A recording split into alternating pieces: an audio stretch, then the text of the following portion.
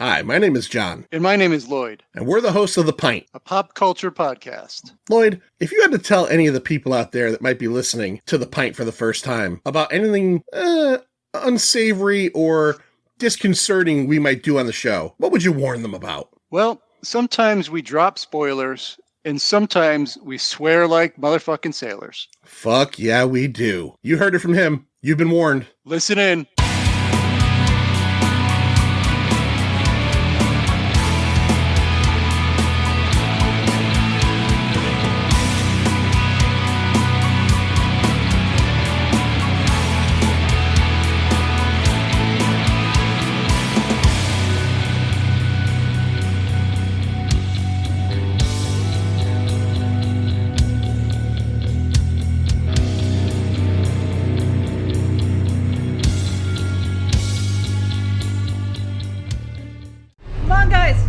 These benches. Come on, hurry up! I got it.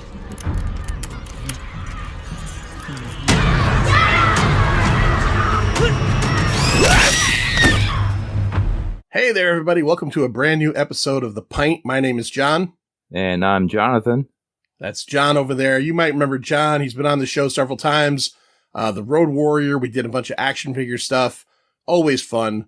John Peck, a.k.a. Templeton Peck, a.k.a. the Face Man. Hey, I meant to ask you, John, because I never put it together, right? Like, you're John Peck, and then I think one of the last times we talked or somewhere, I called you Templeton Peck. I never even put it together. Did you get a lot of that as a kid? A little bit. Yeah, when the show was hot, whenever that was, like 83 or so, around that time period, yeah. So my name was cool for a short period of time. For 3 years, you were named the same as, if anybody out there is too young to remember, Templeton Peck was Dirk Benedict on the A-Team. He was Face Man. And they all had their own specialties. What was Face? He was like the con man? Like, why did you need a con man in a Vietnam squad? Like a Vietnam. Yeah, and he's supposed to be so handsome, right, that he can kind of like coerce people, right, with his looks and charm. Yeah. That was supposed to be the gimmick. Yeah, I guess. You know, I'd like to do an episode sometime. Maybe you'll come on and do it with us. Stuff that you enjoyed as a kid that does not fucking hold up. And the A-Team is right up there. I watched that recently. I don't know if you've watched any episodes, but bits and pieces. Yeah.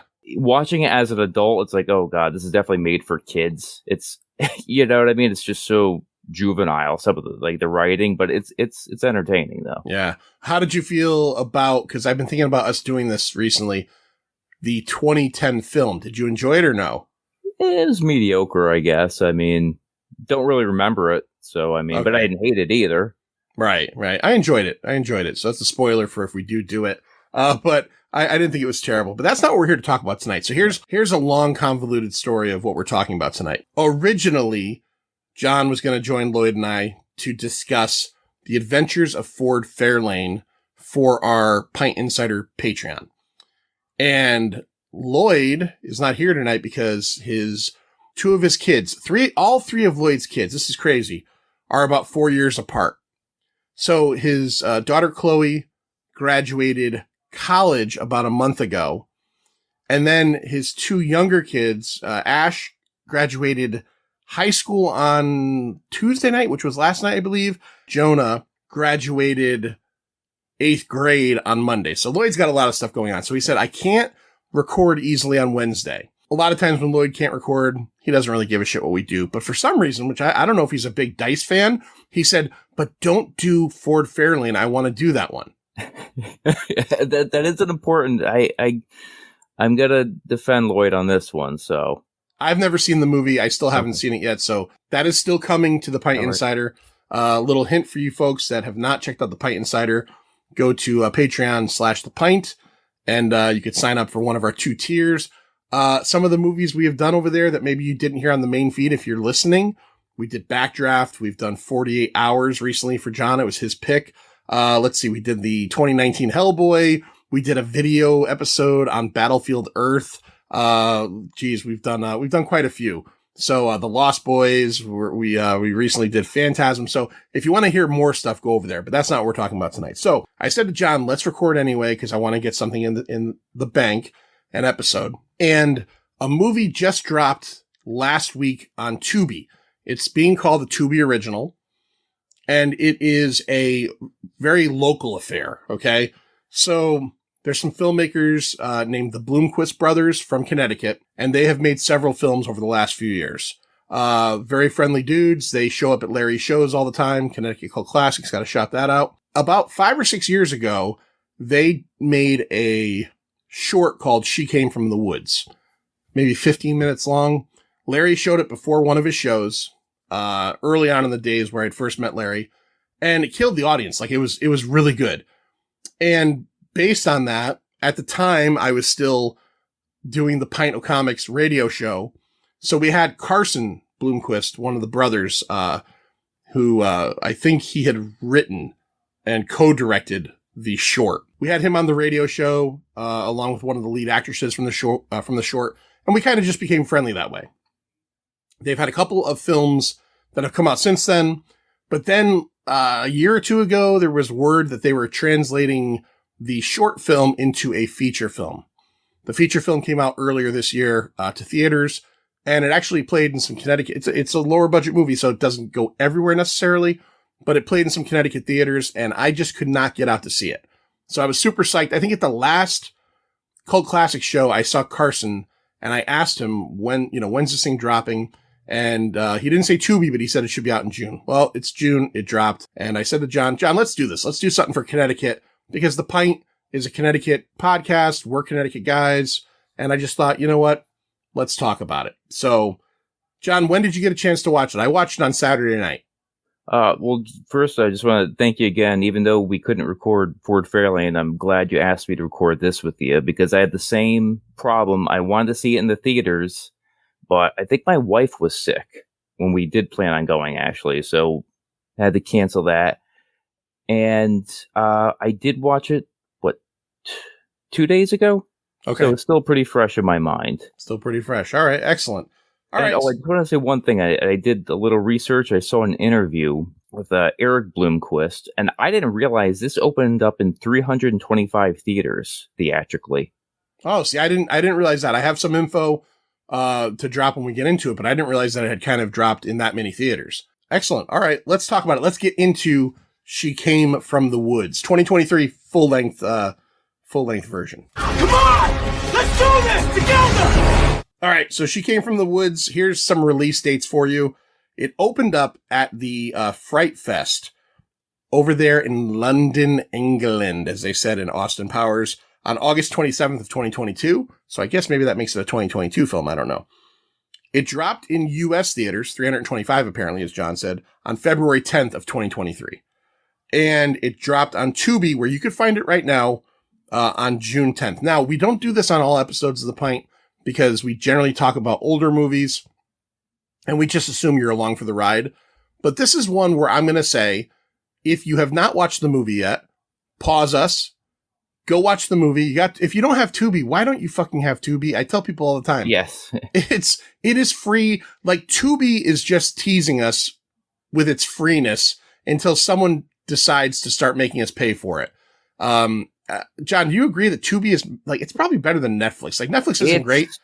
It's one of the best streaming services, and it's free. I've been telling people for years. Yeah, me too. I blow their trumpet all the time. I used to, before Tubi, I was a fan of Pluto, which I still do enjoy. It's a little bit different, but man, Tubi has just, like, I remember when I first got Tubi, there was thousands of things on it, but like, it would be like little morsels of like big Hollywood films. Mostly it was like, like sci-fi Saturday night stuff, like Cyborg versus Crocagator or some dumb shit. You go on Tubi now, man, there is a million things that are just been in the theaters that are big releases that are, these big movies. So, I mean, I'm not saying that's all that's worth looking into, but I'm just saying it's impressive, the breadth of what they put out there. All right. So that's when it all came out, directed by, as John just mentioned before, Eric Bloomquist. Eric has directed multiple films. I'll give you a couple right here. Night at the Eagle Inn, which is a movie that Larry showed last year, I think, or the year before. I think it was maybe the year before, 21. And a film called Long Lost, which I really liked a lot. Psychological thriller. I think I reviewed that for the Pint of Comics web page. Or no, actually, I'm sorry, Chris Frodell, our buddy Chris Frodell, reviewed it for the Pint Comics webpage years ago.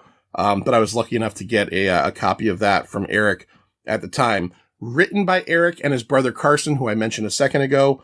They work on just about everything together. A couple more of their films, if you want to get a little bit deeper into the Blomquist, I guess their library. 10 to Midnight, which was a vampire film. And then something called Weekenders. I hadn't heard of this one. It looks almost like a romantic comedy. So these guys have a little bit of depth to them as well, not just doing the horror stuff. Now, this is not a Scary Larry's House of Horrors episodes for a reason. I asked Larry to come on and do this with us, but Larry had vested interest a little bit in this movie, and he said he couldn't be, I guess, what's the word?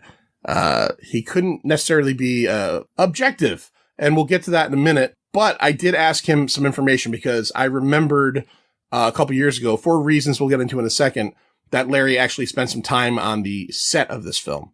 So the normal stuff that I get, filmed at, all that stuff, I couldn't find it online. It's a small movie. So I asked Larry, and Larry gave me some information. Now, John, we're Connecticut guys. Connecticut's the, second smallest state, right after Delaware, I think.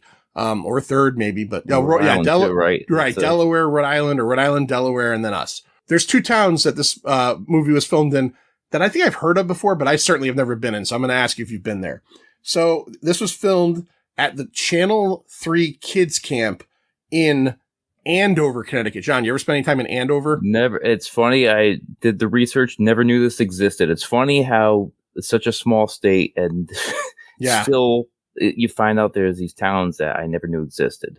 Okay. I feel good. And it looks like that was done between May and June of 2021. Okay.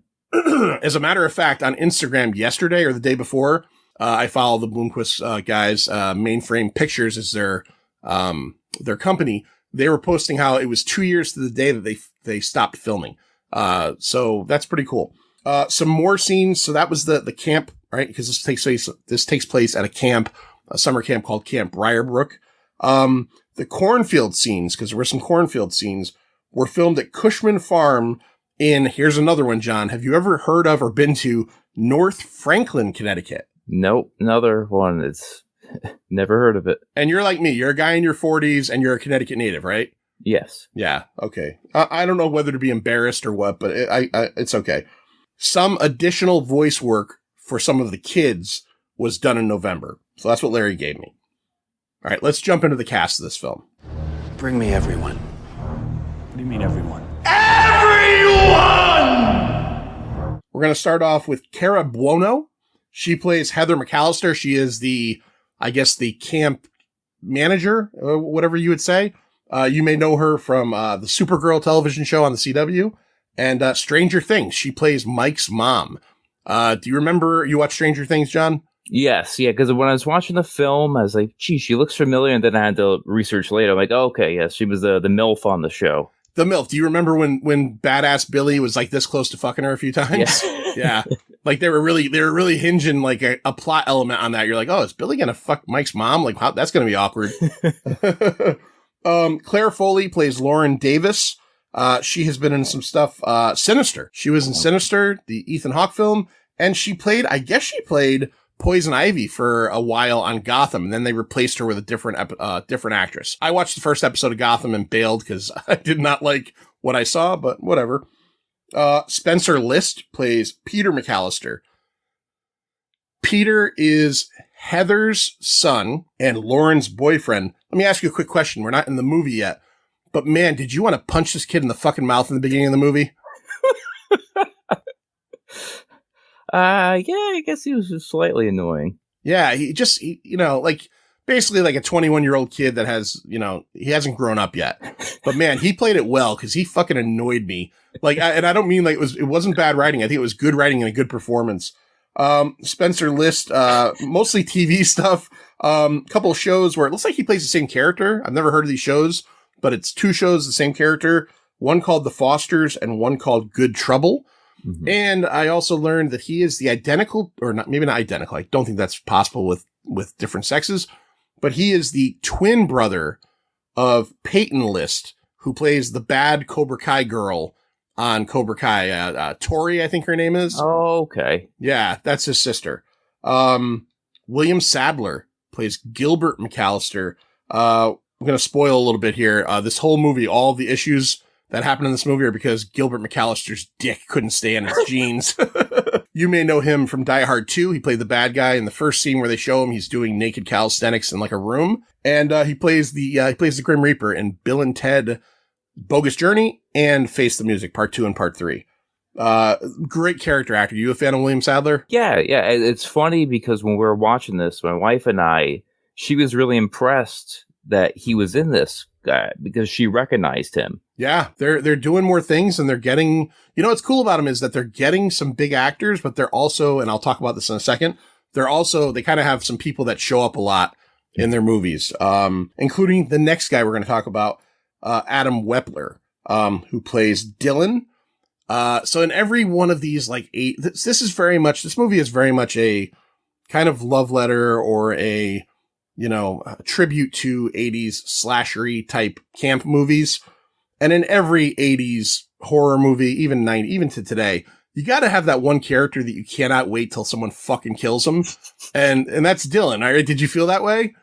Oh yeah. They definitely made him, unlikable with some of the things he said and did throughout the film. Everything, right from his haircut. Yeah. He's got like a blonde mullety thing. The movie takes place, I think, in the mid 80s. So it's supposed to not look so out of place, but Jesus, man, he plays it well. He was in the film I talked about before, Long Lost, and he's a collaborator with these guys. He's done a lot of stuff with them. In Long Lost, he is the protagonist, or he's at least the main character of the story. And he was also in 10 Minutes to Midnight, the vampire film. He played, I think, a DJ in that. Ehad Barisha, I hope I said that name right, played Mike. We'll get into it, but man, Mike gets done fucking dirty in this movie. He's been on the show Billions and The Good Wife. Michael Pack plays Officer Matthews. He was also in Stranger Things for a few episodes and a TV show called Saint X. Never heard of it, but whatever. Giselle Torres plays Veronica, and she was in a TV show called Solve and a movie called The Sleep. All right, now here's the Larry connection that we were talking about before. The reason Larry couldn't be objectionable enough to stamp this episode as a Scary Larry's House of Horrors is because there's a group of kids in this movie, and they're billed as the Deepwood Players. So here's who the kids are, and here's why they have some real connection to the Pint and to us locally. So Larry's daughter, Jalen Dwyer, is one of these campers, right? And when Larry had told me that his daughter was going to be in this film, I really expected her to be in like one or two like scenes in the background. These kids are fucking focused on like, I know Jalen from knowing Larry and seeing her at the shows and stuff. And man, she's in a lot of it. Anthony and George Marini, who are the sons of John Marini, who runs Sci-Fi at the Strand, which is kind of another showing kind of like Connecticut Cult Classics at the Strand. And John's a very cool guy. I've got a chance to talk to him a few times. Those are his kids. And then our good buddy, Shawnee Mack.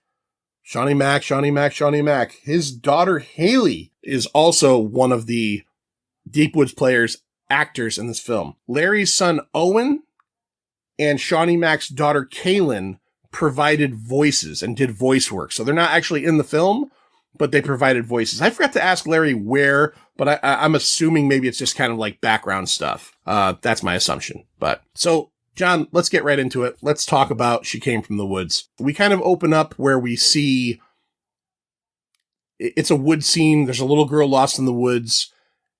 What did you think of? I thought there were some cool aesthetic choices. One of the big ones that we see in this movie a lot are the blood jars hanging from the trees. Did that stick with you? Did you like that? Yeah, because it got me thinking, okay, why is this, the blood hanging there? And the way it was shot, like you're saying, it did look very pleasing the way it was shot. And yeah, with the little girl walking around, did you see the razor blades? So I'm trying to piece this together, what's going on. Yeah, a good little opening. And then we basically, and we know that this is supposed to be like, I think 20 years prior to what we're getting into. And then we get into the current day.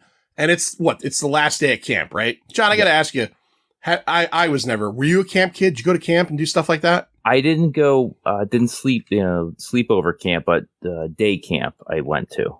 Okay. All right. day camp seems like it has all the benefits of regular camp, except for the bullshit of having to stay overnight, right? You could do some archery, maybe kiss a girl behind a tree somewhere, and then go sleep in your own fucking bed and probably not get ticks, right? Yeah, no bugs or anything. Yeah, no bugs. All the counselors are kind of doing their thing, shutting down the camp. The Peter McAllister character he's just a fucking pain in the ass. And we already see there's some family strife because his mother, who runs the camp, wants him to grow up. His brother, who is another camp worker, he's kind of like the transportation guy. He's tired of his bullshit. And their grandfather, Gilbert, played by William Sadler, is also kind of, just like this new girlfriend's good for him. He's going to grow up. They're all waiting on this kid to kind of finally grow up, right? We kind of meet all the campers. Dylan is a huge dickhead. And we've got essentially all those people figured out. They're bringing the last group of kids back, right? So the brother that drives the van has got to take them back to I guess another bus or something, or bring them home. They say at one point he's going to be gone for a day. I don't know where the fuck he's driving them to, but he's driving them somewhere. We get a little scene where the kids, the Deep Woods players' kids, do a kind of a play, and it's all regular camp stuff, right? I mean, we're kind of starting off there. John, I'm going to ask you. Yes. We get to the first night, and all the campers get together, and of course they're drinking a little bit, they're having fun, and Peter has an idea of something he wants to do, and a reason why he wants to do it. John, what does he want to do, and what is kind of the folklore going on in this movie of the camp? Okay, well, Peter, he has these syringes. He has in a bag, and he has the campfire set up with all the counselors. And I'm trying to think of the best way to describe it. There's this legend of this woman, Agatha. And she was a nurse from, 1945, I think it was, right? It was it was definitely a long time before this, like 40 years or something. Yeah, so he has the counselors around, and they want to try and bring her back. It's almost like a Bloody Mary type thing. Peter says, I've been trying to get her to come out for years, this legend. They can't do it. So he has an idea that he thinks this will get her to come out. And the story is that she was a nurse for the camp, right? A camp nurse, and she was kicked out for unconventional medical treatments. Yeah, jars of blood hanging from trees. Yeah, so that's unconventional. And then Agatha died running away, I guess, from the parents. She hit her head on a rock. And then the campers recite an incantation, ex vitam immortalum, that means immortal life. So Peter, he said, if everybody, they all prick their fingers with the syringe and yell Agatha, prick their fingers, and that should summon her, apparently.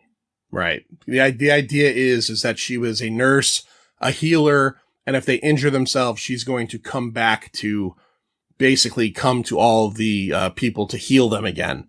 So most of the campers, or most of the counselors do this. They prick their fingers, and while this is happening, the brother is driving the little kids home.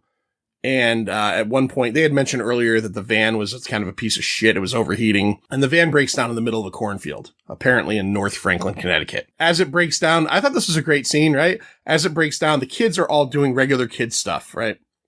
They're yelling, they're screaming, they're being fucking obnoxious. And just as they announce the Agatha incantation, and the brother, in his own spot, is trying to gain like a little foothold on these kids and get them to shut up, they all suddenly stop talking. And he turns around, and the kids are just all kind of like looking straight forward and being very orderly. And he thinks that they're listening to him, but we know better. We know that these fucking kids are fucking possessed now. It's just, It's happened, right? Like, he gets out of the vehicle to check the car, get under the hood. And all of a sudden, all the kids just end up in the cornfield. And they're just running around, and they're making weird noises. And so now he's got his own thing. He's just like, John, how do you handle that? You just lost like fucking 18 kids. Oh, yeah. He was freaking out, and I would be too. I'd be like, oh boy, I'm responsible for this. Yeah. There's one of the many reasons I never want to be responsible for anybody's kids is I don't, especially 18 or 15 of them, whatever it was. Yeah. So that's going on for him, and these kids are all out there. We kind of get a hint that something has kind of gotten into the kids. Well, over back at the camp, some of the counselors weren't there. They were shutting down some of the bunks, so they didn't prick their fingers. Meanwhile, the rest of them that are there, they're just drinking, having a good time. And one of the campers, I think was his name Danny, was played by Eric Bloomquist, the director, yes. the writer and director. He's been kind of through the beginning of the movie, kind of like making eyes with this chick, and she's making eyes with him, and he makes his move, right? And I really enjoyed this part. He makes his move and goes over and, kind of says something to her, and she tells him that she has a boyfriend back at Princeton or wherever she's going to school. Dartmouth. And then he just goes straight forward and gets kind of rapey, right? Like, what does he do? He just kisses her. Yeah. He's teaching her how to skip rocks, and it's all of a sudden just starts putting his tongue down her throat, right? Yeah. He says something like, it's only just one time. Like, wow, man, you really went for it. So we get an idea that the most we get an idea of is that he is this kind of quiet kid, but maybe he's not like super cool. Well, I thought this scene was really fucking good. So she goes back and she sits down over by the fire with one of her, girlfriends, and they start talking about how, he just kind of, went a little bit too far. And in the background, you see him coming towards her. What does he have in his hand, John? So now they set this up because he was showing her how to skip rocks. So you're not really thinking anything of it because he's holding the rock in his hand. Yeah. And then he bashes. Who does he bash over the head? One of the girls? Yeah. Well, the girl that didn't let him rape her. Yeah. Yeah. The girl that had a problem with him being rapey. Yeah. So as I'm watching this movie, I watched it with my wife, and it's a really good shot because they're sitting there by the fire, and you just see him coming from the background. And, and I also obviously had a feeling this is a horror movie. Things have to turn around at some point. And we had already seen what happened with the kids. I said to my wife, he's going to bash her fucking head in. And I kind of thought I was maybe wrong. No, he bashes her fucking head in. Yeah. And just anarchy happens at that point. Now, as soon as that happens, what happens between him and Mike? Okay, so then Mike, he takes out a knife and just stabs him. So this whole scene it was pretty, I wouldn't say slow moving, but it was just moving at a normal pace, and then just like you said, just out of nowhere. So he bashes her in the head, Danny, and then Mike just stabs him. And the acting I thought was great. Oh yeah, the way he was dying. That was Eric. Yeah, Eric Bloomquist, and the blood effects and everything, him spitting up all the blood and everything. And actually, I thought the guy, Ehad Bashir, I think was his name. Hold on, let me get that right. I'm sorry, Ehad Barisha. I apologize. I thought his acting was really good in terms of like the horror on his face. Like, this just literally went from a nice little get together with friends to all of a sudden someone just got their head bashed in and I just killed this guy. Yeah. It was kind of rough. I also liked Dylan's reaction because he's just kind of been the whole first 20 minutes of the movie. He's just this asshole, right? He's at different points. He's very kind of making sexual comments to everybody. He's being rude to little kids, and he's even freaking out because like this is all happening all of a sudden. So to move ahead a little bit, they all get together and run back to the camp and go to tell the mother, Heather, that this has just happened. And this is kind of where shit starts to just go bad. She goes to make, I think, a 911 call, and the phone fucking blows up on her head. That was very odd. Yeah. I liked it, though, because you didn't expect it. You know what I thought about in this movie? So the phone blows up in her ear, basically, and it hurts her, and she has to have her ear bandaged. And I just thought for a minute, what a pain in the ass it must have been for her every day to be on the set with her ear bandaged like that. Yeah. You know what I mean? Like, it's just awkward and weird. So it seems, John, right? Like she knows more than what she's leading on to. Yeah, because she didn't really react like someone normally would in that situation. Yeah. Why does Heather already kind of know about this Agatha business, besides it being a piece of folklore? Well, she was the little girl that they showed at the beginning of the film. When they showed that flashback scene, that was her. as a child. So she's the one who actually dealt with Agatha as a child. Yeah, because at one point what was her name? The Lauren Davis character finds like the records. Yeah, medical records, Agatha Good, 1945 is what it says right on the box. Now, did that seem weird? Well, I guess if this is in the 80s, I'm thinking Cara Buono doesn't look like she's 70, but she would have only been like maybe 39 or 41 or 42 around that point, maybe, you know, if you subtract the time difference to go back to 1987 or whatever. So yeah, so we kind of find out that this is a real thing that's happened. And then we just get basically into the story, and we kind of go between the different campers and them. One of the things they're trying to do is some of them break off to go find the campers that went to go break down the bunks, what do you call those, huts or whatever. So there was a couple of them that weren't there, didn't prick their fingers. Meanwhile, at the same time, the brother in the van can't find these fucking kids.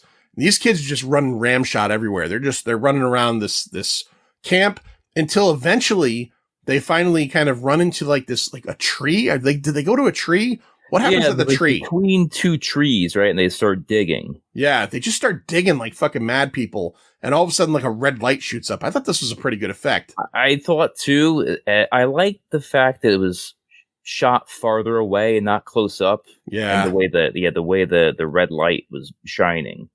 So eventually we get this Agatha figure, this like old-timey nurse with like kind of like, you know, kind of, I'm going to go with like the Grudge type look, you know, the dark matted hair. And she kind of rises, and these kids are kind of all her pawns. One of the cool aspects of it, though, is who can see her? You know what? I'm trying to think now. It's a good question. I can't. Only the people that have been pricked. Yes. Okay. Yeah. Yeah. Only the people that have been pricked can actually see her. And she just kind of like shows up all of a sudden. At one point, Dylan and Mike go out and they're trying to find the kids, like I said, that are breaking down the bunks. They go with, I think, Victoria, and they get separated at one point, and then they find a cot, like a stretcher laying in the middle of the woods, again, surrounded by all these bloody jars. And when they pull the cover off the cot, John, what do they find? Yeah, so Veronica's under this, whatever is a gurney. I'm not sure exactly if that's what it is, but she just starts screaming. She's all bloody. She has cuts and bruises, and her tongue is missing. Do you also hear like the children, like laughing in the background? I don't know, but I'd have to watch it again to have caught that. But I think maybe that might be it, because maybe that was the additional voice work that Larry was saying. Yeah, so that could be it then. Yeah, so she's dead. She's puking her tongue out. I think you could actually see her spit it out. And they start freaking out. They're screaming. They're running around. So they all kind of gather up again. They finally get the answer as to what happened with this whole Agatha situation. And Gilbert, the grandfather, he comes out and says, look, motherfuckers get horny sometimes and they gotta fuck. That's not what he said. Basically what he tells this story, and this is another part of the movie that I thought was really fucking inventive and very cool. So he tells the story. It's a flashback. Him and his wife, I think initially, if I got the whole timeline correct, had opened up the camp when they were young. His wife gets sick. His wife is not in good shape. Suddenly, out of nowhere, this woman comes and basically, like, you know, says, "Hey, look, I'll be the camp nurse," right? And they hire her, right? They hire her, and she starts to, I guess, give medical attention to the wife who's not doing well. Whilst she's giving medical attention to the wife that's not doing well, Gilbert starts giving her his dick. It's the truth, John. You saw the movie. It's called the Briarbrook baloney. That's what he gives her. He gives her the old Briarbrook baloney. And obviously, you know, he realizes that he kind of lost his mind. Somewhere in all of that, the wife just keeps getting worse and worse and worse. And Agatha, the nurse, is so addicted to Gilbert's dick that she just becomes like kind of obsessed with him. She steals the wife's wedding ring, and the wife dies, and essentially she leaves and runs and goes out to live in the woods. Hence, she came from the woods. She goes out to live in the woods. Gilbert realizes the ring is missing, and he's so angry at himself and his cock that he says, I'm going to go out and I'm going to fucking find this ring. And he goes out to the woods and he finds her. Now, I will say, John, I'm forgetting right now. Does he kill her or did you said she hit her head on a rock? I can't remember. Yeah, that's what the boy said. Yeah, so I believe he does kill Agatha. Yeah, he does. He kills Agatha to get the ring back. Right. Gets the ring back. And obviously now he moves on and runs this camp for essentially the next 40 years with his daughter's help. But essentially this is all his dick's fault. So exactly. As long as that's out of the way. Little Gilbert, right? Yeah, little Gilbert, the Briarbrook baloney. The Briar, that's a fucking tough one. The Camp Briarbrook Basher, as they call his cock, started this whole thing. So he tells everybody this, and obviously there's gonna be like some fucking, like some people upset because look, like his wife, his grandkids, they're all hearing this for the first time, and they're like, oh shit. They're trying to get some cops to come and help them out. An officer shows up. A pizza guy and an officer both show up. The officer, it turns out, was a camper as well. And he knows what Heather had gone through, and he believes in this whole Agatha thing. And he does exactly what you don't want a cop to do. He fucking leaves. He's just like, his car won't start. He commandeers the pizza guy's vehicle and leaves all of them to die. Like, he's just like, I gotta go. Did you think you're watching Maximum Overdrive at first with all these like mechanical issues with everything? I didn't think about it, but you're right. Like the phone blows up, and yeah, Agatha's powers are obviously overreaching, right? Like she can kill a Ford LTD like nobody else. Yeah. Yeah. So, but that I did think it was weird that the pizza guy's car had no problem turning over. Like it killed the cop's engine and stuck him there, but then he just got into another car and left. So they decide Peter all of a sudden now, who through most of the beginning of the movie is kind of an irresponsible douchebag. After hearing that his grandfather fucked a ghost, he's just like, I gotta fucking stop with this childish shit. So him and Lauren and Dylan and Mike, they all come up with a plan. And the plan is essentially that they've got to distract the kids because the kids are a big problem, right? The kids are corporeal. They're real people and they can fuck you up pretty easily. So they come up with an idea where Mike and Peter are going to kind of start running around and in and around the main camp house, like the basement and everything, and try to break all the kids away.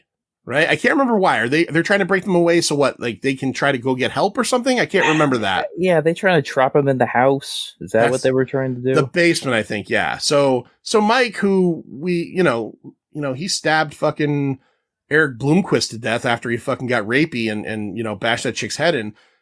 We're kind of thinking he's kind of like going to make it all. I'm thinking he's going to make it all the way. Wrong! I'm thinking this is kind of like our guy hero. So they start doing all this stuff. And they start running around and everything. And as he has these kids chasing him, it's a pretty good sequence. Peter, at one point, is hiding in a bush. I jumped. Did you jump when the hand touched his shoulder? No, I didn't. I didn't jump at that part. I jumped at that part, John. So Agatha is in the bush with him and touches his shoulder. And they kind of make a point like, oh shit, she touched him, right? Like she can get to us. So Mike is running with these kids chasing him, and he's just about not to make it. But Dylan seemingly comes to the rescue, kind of opens the door and reaches down to Mike to help him up the stairs to shut the door on the kids. But Dylan's a fuckface. What does Dylan do? Oh, this was great. Yeah, so the kids are clawing at Mike, and you could see like the blood on his legs, like from like it's almost like a Night of the Living Dead almost. Would you say like similar to that, the way they're attacking him? Yep. And then so Dylan just kicks Mike down so the kids could just, devour him while they escape, basically. He essentially does the, kicks the fattest guy. You're running away from zombies and you just kick the fattest guy down so you can keep going. And it's funny too, because I thought this was another really well made portion of the film was they almost make you think because he's been in the same situation with these guys that maybe Dylan has turned a corner and maybe he's going to even be like heroic. Yes. Yeah. Certainly not. Certainly not. By the way, talking about cool filmmaking techniques, and I started to mention it back a while ago, but I'm not a good podcaster, so I forget to go back to these things. What I was talking about earlier when Gilbert is telling the story about the history of the camp is it's all done in shadow on a wall. So they show the entire story, and it's very easily recognizable as to what's happening. You see a couple, you see, the woman gets sick, you see the nurse come, and it's all done in shadow. A couple movies that have done things like that recently that I liked a lot was the Candyman remake, or reboot, whatever it was, did a couple scenes with puppets. Obviously, if you've ever seen Bram Stoker's Dracula, the beginning battle, there's a big thing with puppets. But I thought this was really cool. Did you, John? Did you think that was a really cool? I liked it. I liked, that effect. I thought it just made it. I don't know. It just added to the film. Yeah. Instead of just showing, and I'm sure it's budgetary reasons too, but it worked. I would almost guarantee that it was a way to get stuff shot done, maybe a little bit cheaper, but it's effective and memorable. So I give him a lot of credit on that. Let's get to Dylan's demise, because this is pretty fucking good. Dylan tries to escape after he kills Mike, because he killed Mike, and I think everybody saw it. It wasn't even he wasn't trying to be slick about it. He's trying to get out to, I think, the cop car, and all of a sudden, one of the kids shows up. There's this little kid named Dennis. Dennis the Menace. Dennis the Menace. And Dennis was kind of earlier in the movie, during the play they had, Dylan really kind of is a shit to Dennis. Well, Dennis now is supernatural and a fucking creep. And he has a smirk on his face and a little water bottle filled with something. And he just sprays Dylan down with it. And, we know it's gas, right? We all know it's gas. And does he throw, does he throw a match at him? He throws a lit cigarette. That was on the ground, right? There was a lit cigarette on the ground. Dennis picks it up, Dennis the Menace, and flicks it at him. Another good scene, this is obviously fire, a stuntman on fire. But what I love about this scene is that, he is terribly on fire. He finally kind of goes down and does a little rolling maybe. And I think Lauren comes out and hits him with the fire extinguisher. When all the smoke and everything's cleared, this is another really good effects scene, right, John? He looks burnt. Yeah. With you saying that the makeup effects? Yeah. Oh, yeah. He looks fucking gross. He's nasty. he okay. I have in my notes. He looked like a Emil from RoboCop and Cropsy from The Burning if they had a butt baby. A butt baby? Okay. Yeah. All right. Well, my favorite part about this though is that maybe 10 minutes earlier, in my mind, and I think you said in your mind too, we were both thinking Dylan's gonna maybe turn a corner and maybe become the hero. He goes out exactly like you would think a scumbag like this would, where he's he's not even 3rd degree burnt. He's 8th degree burnt. His face is just fucking eviscerated. And he's what is he? He's making fucking tongue faces at Lauren. It looked like he's having an orgasm or something, right? With these sound effects. I don't even know what he was doing. Yeah. And then she just fucking smashes his head in, right? With the fire extinguisher, which we've all wanted to see. It's kind of funny that we didn't see Agatha or the kids do it. It was one of his friends, but so we'll move right into the end of the film, and essentially it comes down to the final showdown. They're going to go right after her. I will say another surprise this movie hit me with was that, as I said, when the movie starts, I fucking hated Peter. He's just a douchebag kid. And very much like what I said with Dylan is you're thinking, okay, this movie is going to be about him, growing up and kind of becoming kind of the man that his mother needs in the house and everything. Nope, he gets chopped in the throat with an axe by Agatha and dies a terrible, slow fucking death. Did you see that coming, John? No. But that was another well done scene, because I like the fact that we got surprises in this film, but they weren't just there, just to shock you. They actually made sense when the story went along the way it was written. I like the cackle also from Agatha. She's a reminiscent of a Deadite from the Evil Dead films. Yeah. Yeah, you don't get a lot of close-up shots of her until the very end, but yeah, you get the good little laugh. She actually, I think in that scene where she hits him in the throat with the axe, she she either laughs or she does something that's like fucking like, fuck you, Peter. So Peter's dead. His brother, his mother, Lauren, his girlfriend are still alive, and his grandfather, Gilbert. John, how does it end? I'm trying to think right now. Okay, so Gilbert, they have this plan set up that he offers the ring to Agatha in exchange for Heather. So Agatha takes the ring, but then she realizes it's a decoy ring. It's not the real one. Lauren's wearing the real one around her neck. It gets crazy at this point where Agatha blows Gilbert's brains out with a shotgun. She gets a hold of his gun. That's right. Yeah. Fucking rips him in two. Yeah. Her ex-boyfriend. Then Heather puts the axe through Agatha, and then Lauren finally gets the bow and arrow and puts it through her throat. They kill her. Unless there's going to be a sequel, they finish her off. And I think they cut her up into a bunch of pieces, right? They don't show that. They mention Friday the 13th. Well, they say, I don't know if you caught this. So they talk about Agatha chopping her into pieces, throwing her into a lake. And they say, well, tie rocks to it. You don't have to be like that kid at the end of the Friday movie. And I don't think they mean Chris Tucker.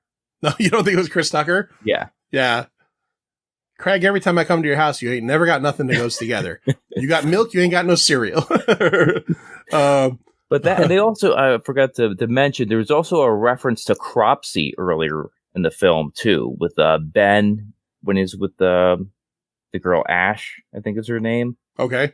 Yeah, they bring, he sees a little boy running in the woods, and she goes, oh, like, something about, like, what do you think, it's Cropsey or something? Oh, I did, I've never seen The Burning, but I am familiar with Cropsey. I am familiar with, like, the whole Cropsey as a character, and also that's like an urban legend, right? So, yeah, I do remember that line. I don't think I remember the Friday the 13th line, but all right. So that's essentially she came from the woods. There's also, if you stay at the end, it's not a Marvel movie. There's, we're not going to find out what adventures Thor is getting into next, but there is a very cool kind of like credit sequence. I put that in my notes because that really stood out to me. Yeah. Especially with a low budget, because I'm sure you watch a lot of commentaries and they say how expensive it is, and a lot of times you'll see how they just have like black and white because it's budgetary reasons. The end title sequence by Axe Roy. How would you describe it? Like a digitized, like 3D animation. It's hard. It's hard to say, but it's just really, really cool looking. Yeah, I thought it was too. All right, so on these episodes, we usually jump right to box office after we talk about the movie. We're not going to box office. This movie had a small release, and it's out on Tubi now. So as we said before, if you did sit through and listen to everything, go to Tubi, check it out. She Came from the Woods, but we still have to rate it. So John, let's rate this thing. Hit me with it. Just give it to me straight. All right, I'm going to go first, John, and I'll let you go second. That makes sense because there's only two of us. I don't know why I said that. So as we do here on the Pint, it's 0 to 5, 0 being the worst thing ever, 5 being the best thing ever, quarter and half scale optional. I enjoyed this movie a lot. And what's tough about it is that, I'm not friends with the Bloomquist brothers, but like, I think we're friendly. They're very nice guys. I've liked most of what they did. There is one of their films that I was not a big fan of. I won't say what it is here because I don't want anybody to at me or to not go and check that one out, but I've enjoyed a lot. I really enjoyed Long Lost a lot. They had an actor who was in Long Lost. I just want to throw this out there, named Nicholas Tucci. He was from my hometown of Middletown, Connecticut. He went to my high school, Middletown High School. His father was an English teacher when I was there. And unfortunately, in early 2020, he passed away from cancer. But this guy, have you ever seen Long Lost, John? No, I haven't. I suggest you check it out. And I will tell you, I will put this as a cursor to that. Even if you don't like the movie, I don't think you could not like his performance. He was so good in it. He was also in, 10 Before Midnight? I saw that. Yeah, he was in that as well. He was the bald, like station engineer. He was kind of a weirdo. He sat at the front desk, and so he was a great talent. But what I was getting to is I don't want this to sound like I'm bolstering this because these are local guys. I really did enjoy this movie. They did a really good job. I liked a lot about it. I like the fact that It had the camp aesthetic, which usually will hook a movie into the slasher genre, but then it goes for the, kind of supernatural element with the Agatha stuff and the, coming back from the grave. I like the fact that, they can make more of these. They invented their own character, right? Agatha is their thing. Like, somebody invented, what's his name? Sean, Cunningham, and the guys that wrote Friday the 13th, they made up Pamela Voorhees and Jason Voorhees, and, Wes Craven came up with Freddy Krueger. These guys have their thing now. So if they want to come back to this, they can make a series out of it. But yeah, I liked a lot of the inventive stuff they did, the shadow scenes, some of the aesthetic stuff that we talked about, the jars hanging from trees with blood in them. Thought it was very cool. I will say, like I said, I jumped at the scene where she touched the shoulder. It wasn't necessarily the scariest horror movie I've ever seen. That was the hardest sentence I've ever said on this fucking podcast ever. But it was well made. It was well acted. I hope to see some of these people that I've never seen in things before, in stuff again. I like Adam Wepler a lot, from this and Long Lost and 10 Before Midnight. So yeah, I really enjoyed it. So I'm going to go with a 3.75. 3.75 jars of blood hanging from trees.